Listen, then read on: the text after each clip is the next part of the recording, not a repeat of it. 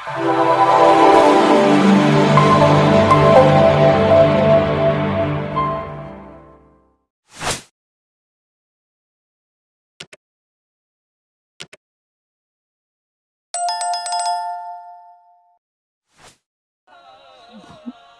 یروشلم عظیم مسلمان سپہ سالار سلطان صلاح الدین ایوبی کی داستان حیات۔ آئیے قسط نمبر 14 کی طرف بڑھتے ہیں۔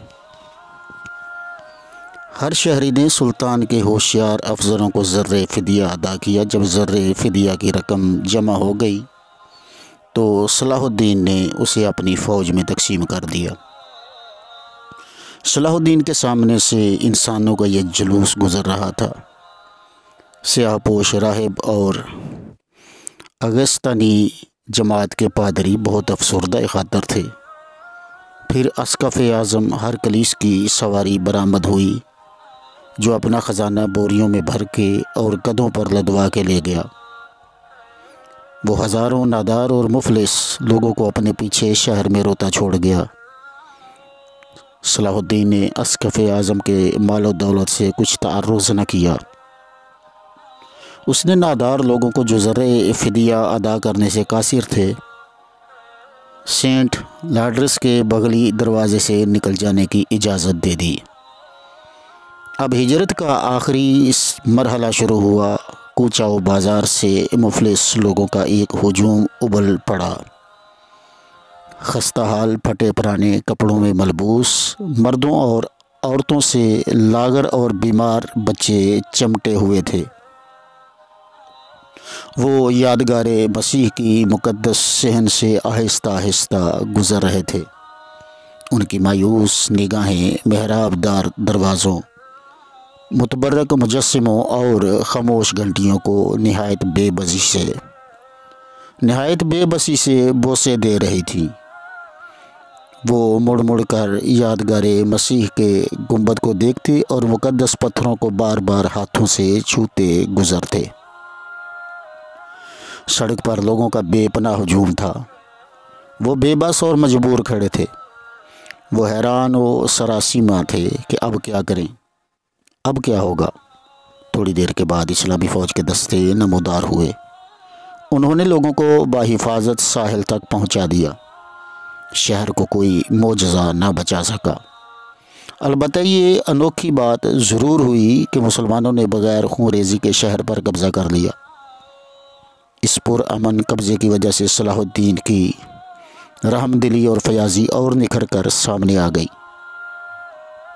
دور پہاڑی کے پرخم راستوں پر سے گزرتے ہوئے عیسائیوں نے مڑ کر یروشلم کی طرف دیکھا تو انہیں یادگار مسیح کے مقدس گنبد پر تاریک سائے چڑھتے نظر آئے، جنہوں نے سنہری صلیب کو اکھاڑ کر زمین پر پھینک دیا۔ پھر انہیں یکدم نعرے کی آواز سنائی دی، جیسے سمندر کی موجیں کہیں دور چٹانوں سے اپنے سر ٹکرا رہی ہوں۔ اللہ اکبر، اللہ اکبر، اللہ اکبر۔ مسلمان اس فتح کو تائید الہی اور نصرت ربانی کی دلیل سمجھتے تھے، کیونکہ فتح حتیم جمعہ کے دن ہوئی تھی اور یروشلم نے بھی جمعہ کے دن ہی ہتھیار ڈالے تھے۔ سبک روح قاصد دور دراز ملکوں کو یہ خوشخبری لے کر گئے۔ الحمدللہ رب العالمین، جس نے ملک الناصر کی تلوار سے نصرانیوں کا پندھار ڈھا دیا ہے۔ دمشق اور قاہرہ کے عالم، قاضی اور فقیہ القدس کی زیارت کی تیاریاں کرنے لگے۔ شاعروں نے فتح کے یادگار میں قصیدے لے کر سلطان کی خدمت عالیہ میں پیش کیے اور عیسائیوں کی شکست کے متعلق لوگوں کی زبانوں پر کئی گیت جاری ہو گئے۔ ہزاروں مسلمان مسجد اقصیٰ کی صفائی اور تطہیر میں مصروف ہو گئے۔ اس متبرک مسجد کو ٹیمپلروں نے اپنے محل میں تبدیل کر رکھا تھا۔ دیواروں سے چنی ہوئی محرابیں دوبارہ کھول دی گئی، چونا پھیر دیا گیا، مرمری مجسموں کو توڑ دیا گیا، کیونکہ اسلام میں بتوں کی عبادت شرک ہے۔ فرشوں کو دھو کر گلاب سے معطر کیا گیا۔ قبلہ رو محراب میں لکڑی کا ایک نازک اور منقش ممبر رکھ دیا گیا۔ یہ ممبر سلطان نور الدین نے مسجد اقصیٰ کے لیے بنوایا تھا۔ صلاح الدین نے اپنے مرحوم آقا کی خواہش کا احترام کرتے ہوئے اس ممبر کو حلب سے منگوا کر مسجد اقصیٰ میں نصب کروا دیا۔ مسجد میں عمدہ قالین بچھائے گئے۔ پرخلوص مسلمانوں کا ہجوم تھا۔ چند لمحے بعد مؤذن مینار پر چڑھا جہاں سے گھنٹیاں اتار دی گئی تھیں۔ مؤذن کی پروقار آواز سے خاموش فضا میں ارتعاش پیدا ہوا اور وسیع نیلے آسمان تلے آذان گونجنے لگی، اللہ اکبر، اللہ اکبر۔ احساس عبودیت سے سرشار سانولے چہرے آسمان کی طرف اٹھے ہوئے تھے۔ مؤذن کی آواز بامودر سے گزرتی ہوئی ساری وادی میں ہلکے سر کی طرح پھیل گئی تھی۔ زیرہ پوش اور جبہ پوش شانہ بشانہ سیدھی صفوں میں کھڑے ہو گئے۔ یہ عالمگیر اخوت کا زندہ منظر تھا۔ ان کے چہروں پر عبودیت اور طمانینت کا نور تھا۔ اقبال اس موقع پر کہتے کہ ایک ہی صف میں کھڑے ہو گئے محمود و ایاز، نہ کوئی بندہ رہا اور نہ کوئی بندہ نواز۔ صاحبان ایک جہاز مغرب کی طرف روانہ ہوا۔ اس کے ستونوں پر سیاہ بادبان لہرا رہے تھے، تیز ہوائیں اسے دور لے جا رہی تھیں، بہت دور۔ وہ ہر پرسکون بندرگاہ پر یہ پیغام دیتا جاتا، افسوس ہے عالم مسیحیت، صد افسوس، دشمن یروشلم پر قابض ہو گیا ہے، مقدس صلیب کھو گئی ہے اور ہماری فوج برباد ہو گئی ہے۔ مغرب کے راستے اور پل سبک رو گھوڑوں کی ٹاپ سے گونج اٹھے۔ تیز رفتار قاصد خزاں کے خواب آلودہ کھیتوں، کشادہ حویلیوں اور سراؤں سے گھوڑے دوڑاتے ہوئے نکل گئے۔ یہ ہر طرف خبر جنگل میں آگ کی طرح پھیل گئی۔ چوراہوں اور گرجوں کے دروازوں پر آدمیوں کا ہجوم ہونے لگا۔ شفق کی روشنی میں کسان بنجر کھیتوں سے گزر کر شراب خانوں اور کلوں کی روشنیوں کا رخ کرتے۔ تاریک گوشوں میں سرگوشیاں سرسراتیں اور کہیں دور سے گرجوں اور خانقاہوں کی گھنٹیوں کی آواز سنائی دے جاتی۔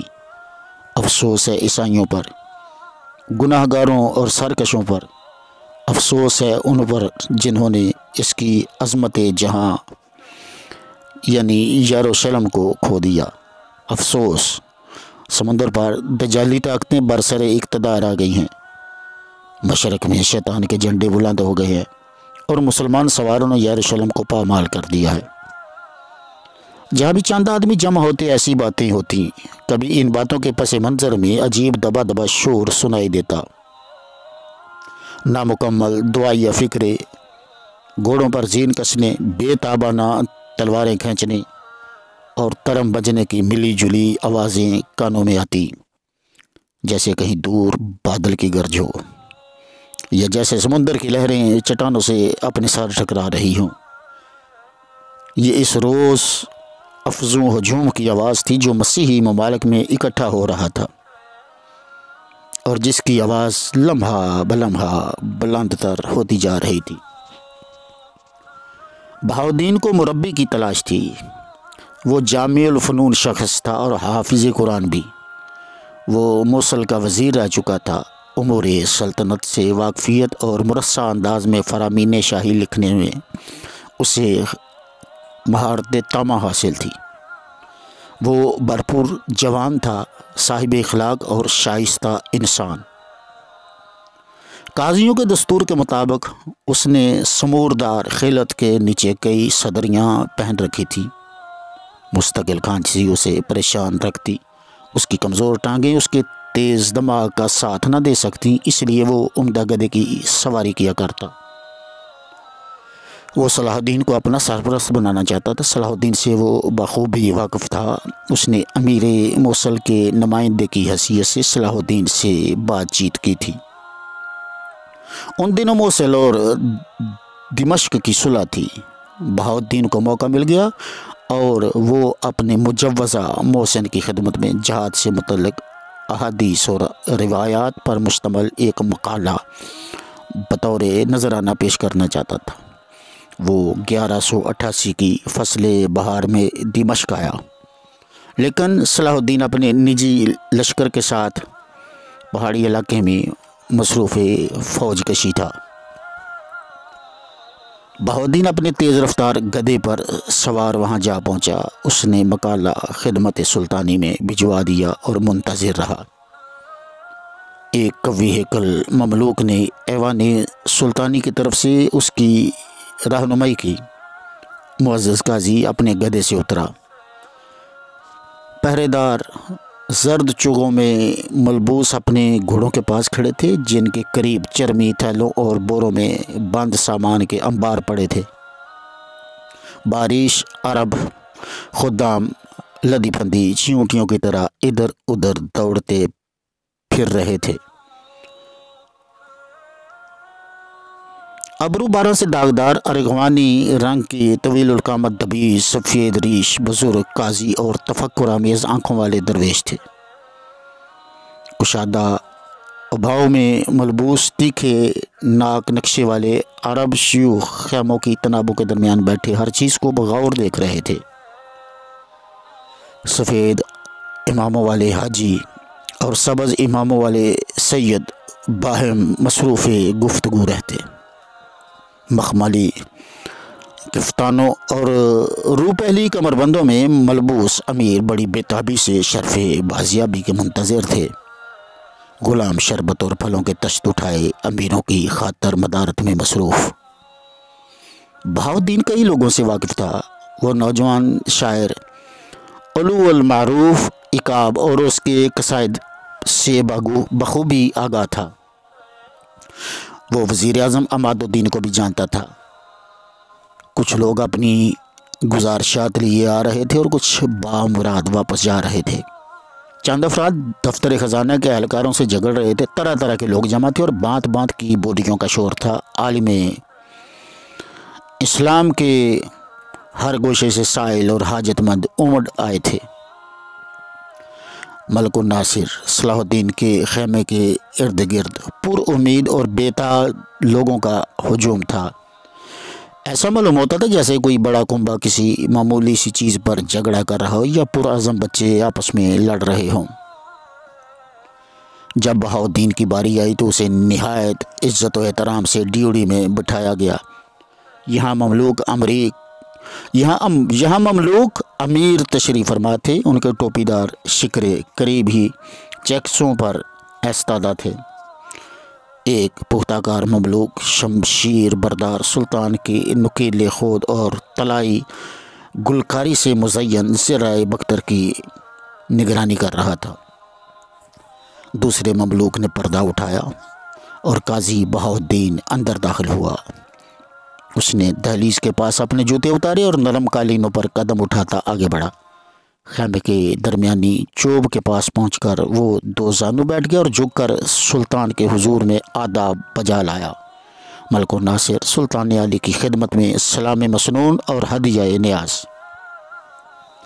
وعلیکم السلام جناب قاضی، سلطان نے جواب دیا۔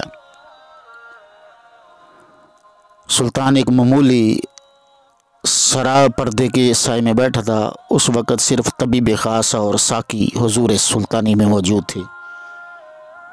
سلطان کا چہرہ غیر معمولی طور پر سانول اور پتلا تھا۔ سلطان کی مقطع داڑھی میں سفید بال نمایاں تھے۔ کتابی چہرے پر بڑی بڑی شربتی آنکھیں جگمگاتی نظر آتی تھیں۔ مستقل مارکہ آرائی اور دلالل سے اس کا فولادی بدن نحیف و نزار ہو کے رہ گیا تھا۔ سلطان بغور قاضی بہاؤالدین کی طرف دیکھ رہا تھا۔ سلطان کے گھٹنے پر قاضی موصوف کی مجلد کتاب کھلی رکھی تھی۔ سلطان اس کے مطالعے میں مصروف تھا۔ اس نے چند معمولی سوال کیے اور بڑی خندہ پیشانی اور انہماک سے قاضی کے جواب سنتا رہا۔ مسئلہ جہاد ان کے زیر بحث تھا۔ وہ حضرت خالد بن ولید اور امیر معاویہ کے جہادوں پر تبادلہ خیال کرتے رہے۔ پھر جہاد اور صراط مستقیم کے معانی پر گفتگو ہوتی رہی۔ صلاح الدین نے ساقی کو پھل اور شربت پیش کرنے کا اشارہ کیا۔ سلطان شراب کا مطلقاً روادار نہ تھا۔ قاضی بہاؤالدین کی خاطر و مدارت معزز مہمانوں کی طرح کی گئی۔ دوران گفتگو میں سلطان ارد گرد کے ہنگاموں اور شور سے بالکل بے نیاز تھا۔ وہ ہمہ گوش قاضی صاحب کی گفتگو سنتا رہا۔ اس طرح دونوں میں ایسا رشتہ مودت استوار ہوا جو تا دم مرگ قائم رہا۔ بہاؤالدین کو واقعی شاہ یا نشان محسن اور مربی نصیب ہوا تھا۔ سلطان نہایت برتبار، متحمل مزاج اور سخت کوش تھا۔ وہ عجلت پسند نہ تھا، لیکن جب ارادہ کر لیتا تو اس کا عزم آہنی ناقابل شکست ہو جاتا۔ اس کے ظاہری سکون اور متانت کے نیچے آتشیں ولولہ پنہاں تھا۔ بہاؤالدین اس عظیم شخصیت کے کردار کو بخوبی سمجھ گیا۔ وہ رزم و بزم کا قائد تھا، جنگ اور امن کا رہنما۔ مارکائے کارزار میں وہ سرے عسکر ہوتا اور اس کے اشارے پر ہزاروں جانباز موت کے پنجوں میں پنجے ڈال دیتے۔ جب جنگ کے ہنگامے سرد ہو جاتے تو یہی شخص دفتر میں ہر معمولی سپاہی کی تنخواہ کے گوشوارے کو بغور پڑتا اور یہ التزام کرتا کہ کوئی بقایا کی پائی اگر کسی کی رہتی ہے تو وہ فوراً ادا کر دی جائے۔ صلاح الدین اسلامی تعلیمات کا دل و جان سے پابند تھا۔ وہ اپنا سارا اثاثہ اپنے خدمت گاروں اور حاجت مندوں میں تقسیم کر دیتا اور خود جہاد فی سبیل اللہ میں مصروف رہتا۔ وہ اپنے قول کا سچا اور دعوے کا پکا تھا۔ اس کا قول تحریری معاہدوں سے زیادہ محکم اور معتبر سمجھا جاتا تھا۔ اس کی صحت خراب رہتی تھی۔ اس کی زندگی ایسی مستقل جنگ آزمائی میں گزری تھی جس کی مسلسل مصیبت اور مشقت برداشت کرنے سے تن و مند انسان بھی عاجز تھے۔ وہ اس کی جان ناتواں پر بار نہ گزرتی تھی۔ اس کے بازوؤں میں شمشیر زنی کی قوت باقی نہیں رہی تھی، لیکن پھر بھی وہ سب سے اگلی صف میں لڑنے کا مشتاق تھا۔ شاید اسے یہ فکر دامن گیر رہتی کہ کہیں میری قیادت ناکام نہ ہو جائے، اور 51 سال کا ہو گیا وہ اسی آتش خاموش سے اندر ہی اندر پگھلتا رہتا۔ اسے قرآن مجید کی تلاوت یا بہاؤالدین جیسے لوگوں کی گفتگو سن کر ہی سکون ملتا۔ ایک بچے کے لہن قرآنی سے وہ بہت متاثر تھا۔ جب وہ قرآن سنتا تو اس پر رقت طاری ہو جاتی۔ مسلمان جاں بازوں کی نظر میں سلطان با کرامت ولی سے کم نہ تھا، جس کے دم سے فتح ان کے قدم چومتی تھی۔ لیکن بہاؤالدین جیسے دانشمند شخص کو معلوم تھا کہ دراصل سلطان کے عزم آہنی کی گرفت کے طفیل ہی مختلف شعوب و قبائل میں باہم متحد ہو کر فتح ان کا مقدر بنی ہے۔ گزشتہ موسم خزاں میں فتح یروشلم کے بعد سلطان نے اللہ کے سور کا رخ کر لیا۔ اس نے کہا اب ساحل پر صرف سور ہی اہل فرنگ کے قبضے میں رہ گیا ہے، یہ ان کی آخری آماج گاہ ہے۔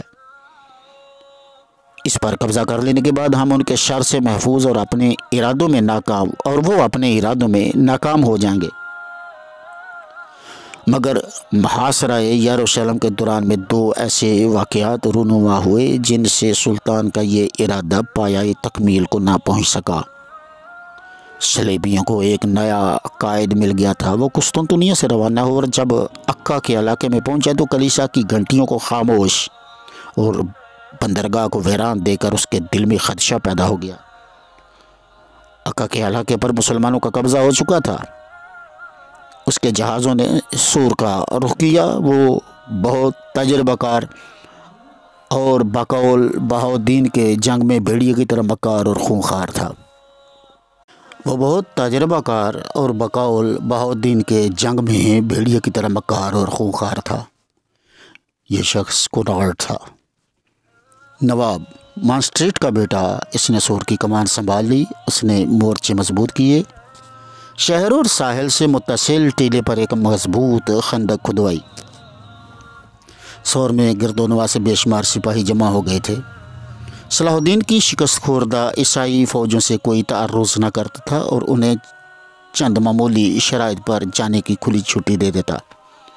اس فیاضانہ حکمت عملی کا یہ نتیجہ ہوا کہ کئی قلعوں نے اپنے دروازے کھول دیے اور سلطان نے بلا مزاحمت ان پر قبضہ کر لیا۔ وگرنہ سلطان کو ان کی تسخیر پر نہ جانے کتنا وقت صرف کرنا پڑتا۔ لیکن ساتھ ہی اس حکمت عملی سے کناڈ کو یہ فائدہ ہوا کہ سور میں خاصی عیسائی فوج جمع ہو گئی۔ مسلمانوں کے آلات محاصرہ شہر کی مضبوط فصیلوں میں شگاف نہ کر سکے۔ محاصرہ دسمبر تک جاری رہا۔ سردیوں کی بارش سے محاصرین کی پیش قدمی رک گئی تھی۔ اسی اثناء میں کناڈ کے جہازوں نے محاصرین کے 5 جہازوں کو ڈبو دیا جو بندرگاہ کی ناکہ بندی کر رہے تھے۔ صلاح الدین کے امیر جنگ سے جی چرانے لگے تھے۔ وہ مال غنیمت سے سردیوں میں اپنے گھروں کو واپس جانا چاہتے تھے۔ یہ ان کا پرانا دستور تھا کہ وہ سردیوں میں اپنے گھروں میں چلے جاتے اور موسم بہار کی فصلیں بونے کے بعد دوبارہ لشکر سلطانی میں آن شامل ہوتے۔ وہ مسلسل 1 سال سے مصروف پیکار تھے۔ اب ان کی واپسی کا وقت پہنچا تھا۔ چنانچہ صلاح الدین کو اپنی مرضی کے خلاف انہیں رخصت دینا پڑی۔